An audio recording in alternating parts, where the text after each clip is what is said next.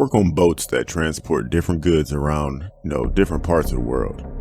So we like to travel across the ocean. So I've been everywhere. I'm not going to say exactly where we were, but it had been a few days since we took off from shore. The next boat behind us took off 4 hours after we did. This was the time of the year where we run into a lot of ice islands or glaciers, so we were used to this. This time, it was a little different. I remember us doing our usual, and all of a sudden we hit something. We always graze ice, but we continue to move. This time we hit it and it stopped almost immediately. It was in the middle of the night, so we looked overboard and we couldn't see anything. So we shined our big spotlight on what was in the way, and it was a big ice chunk. We also noticed a huge hole in the side of the ship, and water was rushing in. Then noticed that the ship was sinking. We knew another ship was coming this way, so we felt okay with what was happening because we knew that ship can help us. We got in contact with that ship and they said they were actually 5 hours away and not 4. The ship was sinking at a rapid pace, so we all exited the ship and got onto a huge ice island. There were about 20 of us on this big chunk of ice just watching the ship sink. An hour went by and one of the other workers asked, "What's that?" Everyone spotted what he was talking about. We all saw 2 glowing eyes on a head that was slightly sticking out of the water. It was just floating there. We could tell that it was eyeballs because of the moonlight. It had to be at least 300 feet away from us. So as we're standing there were at least 5 small ice islands between us and whatever that was in the water. But it wasn't moving. We all watched it as it was watching us watch the boat. So some of us quit paying attention to it, and another hour goes by. Then someone yells out that it was moving. Everyone looks at it again, and those eyes were moving closer to us in the water, with that head halfway out of the water. At this time, it gets to an ice island and it stops. It doesn't get on the island. It's still far away from us, but it's closing in. Then we see it get out of the water and it climbs on the island. Then one of the guys says, "Oh my God, that's a polar bear." It stood there and it stared at us, and it was sniffing in the air. It was trying to figure us out. Then it walks forward and then it jumps back into the water and begins to swim toward us again. It was closing in, but then it stopped again and was just watching us. So it watched us for about 20 minutes. Then it began to swim again. And at this time the sun was coming up and we could clearly see that its head was sticking out of the water. And when it came upon another island, it climbed up on it and began to watch us even more. At this time, it was about 100 feet away from us. It had to be about 2 more islands before it got to us. Everyone was afraid, and at this time it was moving slowly. And that helped ease our anxiety, honestly. We knew that the other boat would be there in about 2 hours at this point. Then the bear jumps back into the water and it swims toward us. But at this time, it was going at a faster pace. It climbs on the island next to ours, and everyone on our island runs to the opposite side of our island. But there was nowhere else to go after that. We couldn't jump in the water because we'd freeze to death. Then it stares for a few seconds, and then it jumps back into the water. And it swims, and then it climbs onto our ice island. But it was going slowly. As soon as it gets to our piece of ice, it just stands there and it stares at us. Everyone was freaking out. Then it starts walking toward us. And out of nowhere, it became very aggressive and running toward us and making noises, grunting.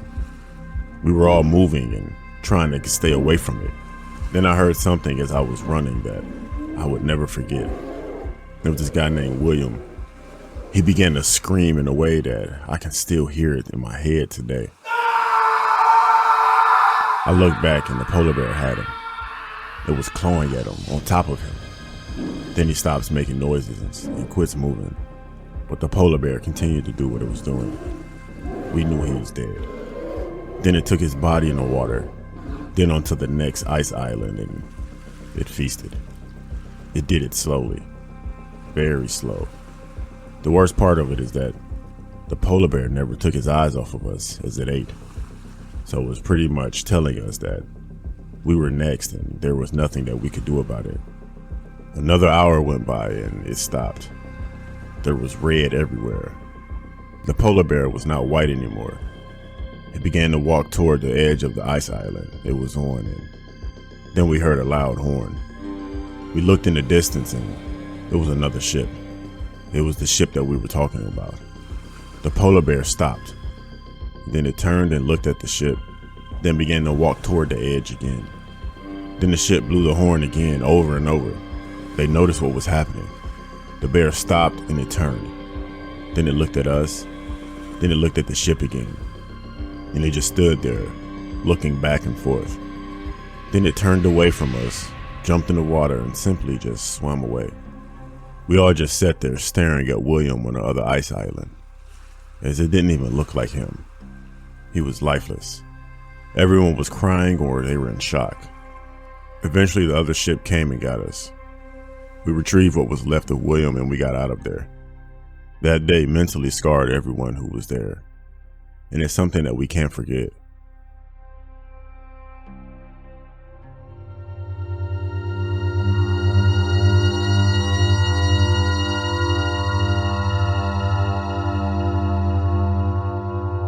One of my fondest memories as a kid happened during my 12th birthday party. It wasn't really a good party as I didn't have many friends, so it was just me, my dad, and a few friends from the neighborhood. What actually made that day a great memory was the birthday present I got from my dad, a black 9mm pistol. Looking back on it now, I can recall the shocked looks on faces of other parents as I knew they were all asking the question, what kind of father gives his 12-year-old son a gun for his birthday present? But I didn't care about any of that as I loved that thing with all my heart. Ever since that day, I became obsessed with guns. I never really made new friends throughout high school because all I wanted to do was shoot or talk about weapons. Most people who met me always tried to talk me out of my gun collecting hobby as they called it a misguided passion. All their effort to convince me was like pouring water on a rock as I knew nothing was going to take away my affinity for guns. But after my experience on the 12th of February 2007, my mindset was forever changed. The day started like every other day. I attended my morning college classes, and when I was done, I went to the shooting range to test out my new guns. After that, I went home and I realized that I was running low on supplies. So around 6 p.m. I made my way to the closest mall, which was the Trolley Square Mall in Salt Lake City, Utah. I arrived around 6:41 p.m. and after parking my car in the mall's parking garage, I started to make my way inside when I heard the sound of a shotgun. Shocked, I slowly turned around to see that a man who was wearing a trench coat and a white t-shirt had attacked and shot an elderly man and his son. I had never seen someone shoot a human being before, so the sight made me freeze on the spot. I then watched in horror as the young boy managed to get away, but the elderly man who couldn't move, as he now on the floor, was shot in the back and head. I instantly knew that the man was dead as I could tell that his assailant was using a 12-gauge pump shotgun, and I knew no one could survive a shot from that range. His assailant then started to make his way inside, and even though I was completely frightened, I knew I had to do something. I ran inside the mall screaming and I told everyone to call 911. Someone has been killed. People in the mall looked at me with perplexed faces as I'm sure they all thought I was throwing a prank or being delusional. Since that didn't work, I started to frantically look for my phone so I could call 911.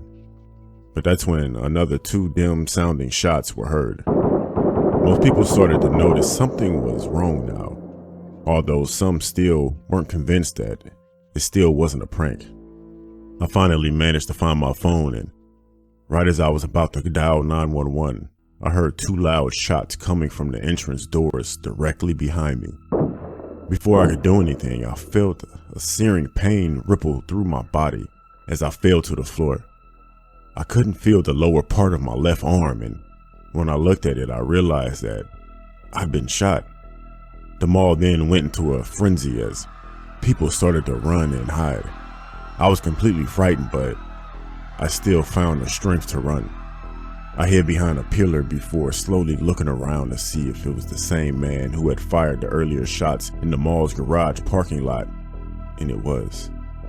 I watched him walk into the mall as he scanned the area. He's scanning. The man then shot at a security guard, but he missed the shot as the man managed to get away. After that, he turned in the opposite direction and made his way down the hallway. As I hid there, I could hear repeated gunfire coming from the direction that guy had gone. I couldn't find my phone anywhere as I realized I had dropped it when I fell during the earlier commotion. I didn't want to do it, but I had no choice. So I reached for the black 9mm pistol that I always carried around with me. It took me a while to get the courage, but I knew I had to do something.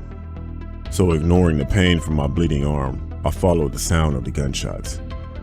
I don't think I will ever forget the morbid scenes I saw as I followed this guy.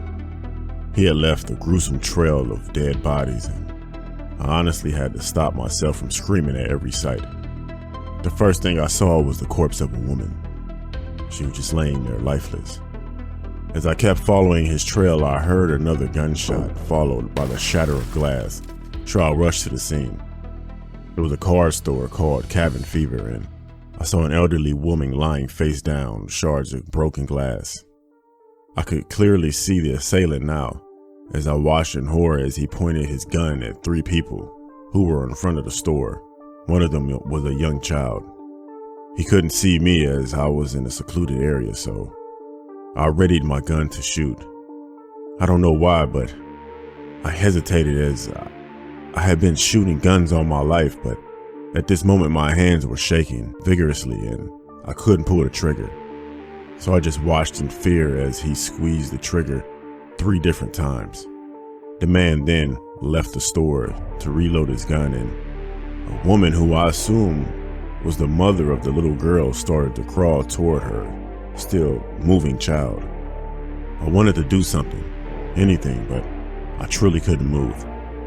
It didn't take long before the man came back, and with no hesitation, he did it again. But now, that woman was shot also. As soon as that man left, I threw up. I cursed myself for not being able to shoot the guns I admired all my life, but even then, I knew why I didn't do it, as I knew I would be no different from him if I did.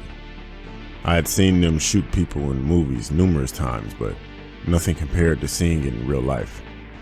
I felt nothing but repulsion for the gun I had in my hand, so now I just dropped it and I watched it fall to the floor. My mind couldn't take it anymore, so I started to make my way out of there. It didn't take long before as I saw a police officer. He asked me if I was alright, but before I could speak, I collapsed to the floor. I had lost a lot of blood now, but I was still conscious. I then heard numerous gunshots to my right, and out of the corner of my eye, I could see the cops had found the assailant. The man was surrounded now, but he kept firing his gun. Then the cops quickly returned fire, and within minutes, the man dropped dead. When it was all over, I was taken to the hospital by the paramedics. Luckily, I was only shot in the arm, so apart from the blood loss, I was just in critical condition. The Trolley Square shooting shook everyone in the state of Utah and the entire United States. Over 6 people were killed and 4 injured. The gunman, who was identified as Suleiman Talavig, was the person responsible for it. Numerous investigations were carried out into his life by the cops, as they wanted to find the motive behind the ghastly act. After all their efforts, nothing was found. Apparently, the assailant's aunt and family were all shocked as we were. I stopped following the case after that, as I wanted to move on and heal from the incident. I eventually sold all the guns in my collection, as something that once brought me joy and excitement now made me feel fear and repulsion. I also tried to get my father to give up on his obsession with guns, but he didn't agree. This has caused a lot of problems in our relationship, as there's not a huge rift between us. It's been 15 years since the incident, and looking back on it now, all it took was a couple of minutes to see firsthand what guns I love so much were capable of doing in the wrong hands.